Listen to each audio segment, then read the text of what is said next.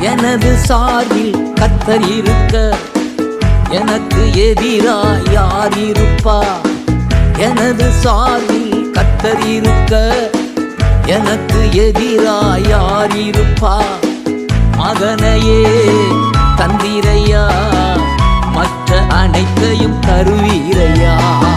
மகனையே தந்திரையா, மற்ற அனைத்தையும் தருவீரையா.